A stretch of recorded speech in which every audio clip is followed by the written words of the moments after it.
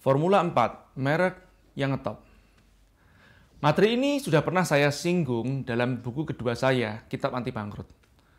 Namun, kali ini saya akan menjelaskan dengan cara yang sedikit berbeda, agar melengkapi pemahaman. Bayangkan jika Anda berada di suatu kota yang asing, kemudian Anda mencari sebuah salon. Kebetulan, di sepanjang jalan berjajar 5 salon dengan nama yang berbeda-beda. Mana yang Anda pilih? Salon Gatot, salon Tince, atau salon Lisa? Inilah hasil resume yang saya dapatkan di media sosial. Yang namanya Gatot, pasti jarang yang cewek. Karena namanya maskulin banget. Beda dengan Rudy. Jika mendengar nama Gatot, apa yang terpikir di benak Anda? Cowok, brewok, atau maco? Kecuali Anda punya kawan yang namanya Gatot dan kerempeng orangnya, akan beda bayangan Anda. Yang menjawab Lisa, bisa cewek atau cowok. Biasanya serupa alasannya, Lisa cantik. Tapi kalau cowok menjawab Lisa, motifnya bisa jadi beda. Bisa jadi karena ganjen, atau berpendapat karena Lisa lebih rapi dari Gatot atau Tince. Yang menjawab Tince punya 2 alasan nih. Yang pertama, percaya kalau bencong lebih pinter nyalon. Atau Anda bencong juga. Belum selesai. Gimana kalau pilihan keempat adalah Angelina? Wow, mulai tergoda untuk berubah kan? Menurut survei yang saya lakukan, Angelina lebih terdengar cantik dibandingkan Lisa. Tapi ada juga yang tetap memilih Lisa. Alasannya, Angelina mahal.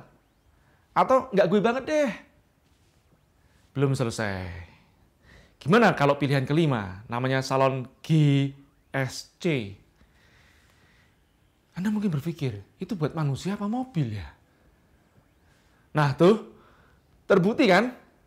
Dengan mengubah nama atau merek produk saja, konsumen sudah beda penafsiran. Yang tentunya akan berdampak pada omset Anda. Padahal dari tadi saya belum mendeskripsikan servis seperti apa di dalamnya. Baru bicara masalah merek aja. Terus, apa poin-poin pemilihan merek yang ngetop? Yang pertama, sesuai dengan target pasarnya. Apa kriteria pilihan mereka? Misal, target pasar Anda wanita muda, feminim, dan masih kuliah. Kira-kira lebih cocok merek apa ya? Bisa juga dengan menggunakan bantuan nama artis yang citranya sesuai dengan karakter produk Anda. Tapi bukan berarti harus meniru persis nama artis tersebut. Misalnya, Sandra Bullock. Bisa Anda plesetkan menjadi Sandra Bullock pakai G. Jadikan merek beras Cianjur. Yang kedua, unik. Kalau saya sebut rawon, apa yang ada di benak Anda? Yep, rawon setan. Meskipun Anda belum pernah mencicipi, tapi namanya sudah ngetop. Perkedel Bondon. Maaf, juga sering disebut dengan perkedel hostess di Bandung. Hanya buka jam 12 sampai jam 2 dini hari, langsung habis. Tak harus berkonotasi negatif ya. Bisa saja Anda membuat rawon malaikat dan buka di samping rawon setan. Kemudian diberi signboard, pilih surga atau neraka. Insya Allah, langsung laris. Yang ketiga, mudah diucapkan dan diingat. Coba baca 10 kali dengan cepat. Nah, nasa kisah skis kakis. Nasa kisah skis kasis. Nasa kisah skis kasis. Keriting lidahnya. Banyak dari merek adalah idealis nama anak. Gabungan nama pasangan atau singkatan kalimat kenangan tidak jadi masalah selama masih mudah diingat dan diucapkan. Jika konsumen saja sudah susah mengingat, ujung-ujungnya akan berkata, itu loh pecel apa ya? Yang seberang kantor pos. Nah, kantor posnya kan yang diingat. Bukankah kita membuat merek untuk menjual produk kita? Bukan untuk menjadi album kenangan kita. Renungkan hal ini. Selanjutnya, yang keempat, hindari singkatan konsonan, bertemu konsonan. Selain sukar untuk diingat, singkatan konsonan juga sukar terasosiasi dengan produk. Yuk kita ke toko HP GSC, ternyata di sana berjejer toko GSC, CGS, GCS, SGC, pusing deh. Mana yang benar? Bagaimana dengan HSBC atau Hong Kong Shanghai Bank? Selain singkatan HSBC dibuat setelah bank tersebut terkenal, juga nggak ada yang mirip, karena produknya nggak mudah ditiru. Bagaimana dengan OCD-nya Deddy Corbuzier? Singkatan juga tuh, dan langsung terkenal. Kalau Anda setelah dia, nama produknya Diet Paijo pun tetap dicari orang. Hal itu nanti akan dibahas di Formula ke-6. Yang kelima, hindari angka. Kenapa? Karena mirip dengan singkatan konsonan, sukar diingat dan tidak terasosiasi oleh produknya. Contohnya, bakpia patok 75, 25, 52, 242, yang mana pionirnya? Jawabnya 75 yang pertama. Tapi 25 yang populer sekarang, karena pemasarannya jago. Nah, Estella 77 tetap nomor 1 tuh. Ya jelas, karena nggak ada pesaing yang sejajar. Poin selanjutnya, terasosiasi oleh diferensiasi. Bagaimana ketika orang yang mendengar atau melihat langsung ngeh apa spesialnya produk Anda dibandingkan merek yang lain? Misalnya, Oseng Merson, terasosiasi oleh pedesnya. Bukan asal buat nama, tapi nggak nyambung. Bisa aja laris, tapi sangat disayangkan nggak dapat leverage-nya. Misalnya, soto gebrak. Diferensiasinya ada di gebrakannya. Yang ketujuh, mengandung kata kunci. Jika Anda sedang ngidam bakso, tapi Anda berada di suatu kota yang asing, kemudian berjajar 5 rumah makan yang semuanya tak pernah Anda dengar namanya.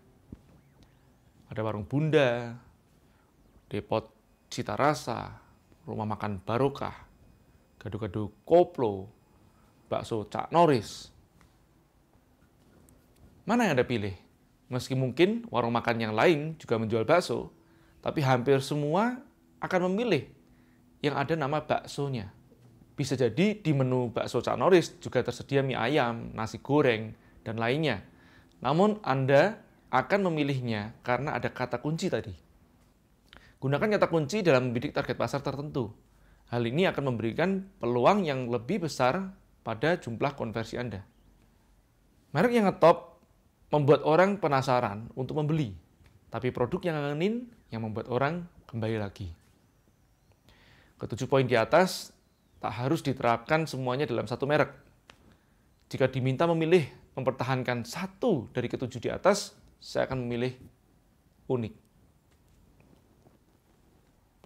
Karena merek yang umum di pasaran membuat konsumen sulit membedakan dengan yang lainnya. Tips: jika sudah punya produk yang terbukti ngangenin, maka tanyakan komentar konsumen tentang produk Anda secara spontanitas. Dengar dan catat secara liar di kertas putih. Itulah diferensiasi dan positioning sesungguhnya menurut target pasar Anda. Bisa jadi Anda mendapatkan ide merek dari situ, nggak pakai box. Apakah nama harus memiliki arti? Ada dua aliran. Aliran pertama, merek memberi arti pada produk yang baru. Aliran kedua, produk memberi arti pada merek yang asing. Nokia, Sony, dan Samsung memang Anda tahu apa artinya. Kualitas produk dan slogan dari Nokia lah yang memberikan arti bagi Nokia itu sendiri. Maje, ada saran untuk nama laundryku? Saya berikan nama laundry di sini. Kalau orang bertanya, di mana kamu nyuci bajumu? Jawabnya, itu, laundry di sini. Mungkin dia akan bertanya, di mana? Apa jawabnya? Di sini. Apa yang terbayang di benak kawan-kawanmu saat mereka mendengar namamu? Coba tanyakan. Peter Says Denim. Menurut saya ini adalah nama yang nggak pakai box. Atau without the box. Kenapa? Karena jarang merek yang menggunakan kalimat seperti ini. Contoh-contoh merek nyeplos lainnya, Camilla makan bakso, kue kehabisan kata, kafe yuk nikah, perkedel cinta apa maumu, tanpa aku kamu udah tidur, disingkat takut. Ini bisa jadi merek kopi mungkin ya. Kok jadi curhat begini ya?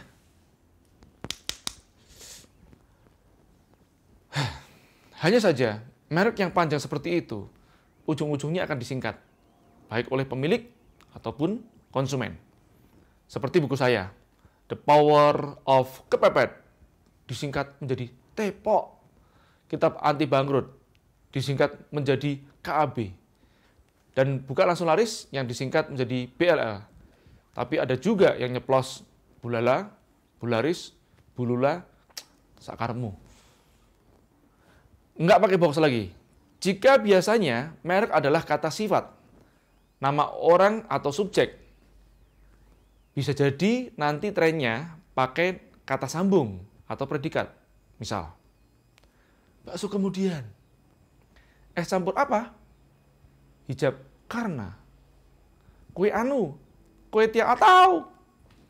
Bisa juga melempar. Ini bisa dipakai untuk merek panci atau sepatu. Kalau dapat ide, langsung coret-coret. Jangan hanya dengerin saya ngomong nih. Cara mengecek merek dagang. Pikirkan bahwa merek Anda akan terkenal di mana-mana. Sangat disayangkan apabila saat Anda sudah membesarkan merek tersebut, kemudian orang lain mendaftarkan merek tersebut lebih dahulu daripada Anda. Sehingga Anda nggak dapat menggunakan kemudian 3 jari kaki. Cara termudah mengecek apakah suatu merek sudah dimiliki atau terdaftar oleh orang lain atau belum adalah: pertama, klik merek-indonesia.dgip.go.id. Ketikkan merek yang akan Anda cek dan enter. Klik nomor permohonan untuk detailnya. Akan keluar seperti ini.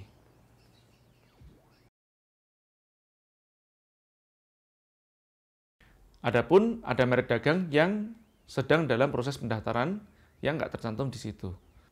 Saya biasanya menggunakan biro jasa karena selain bisa melakukan pengecekan manual yang sedang dalam proses daftar, juga nggak repot mengurusnya. Merek dagang tak harus sama dengan nama perusahaan Anda. Misalnya, Entrepreneur Camp, badan usahanya PT Momentum Entrepreneur Mindset.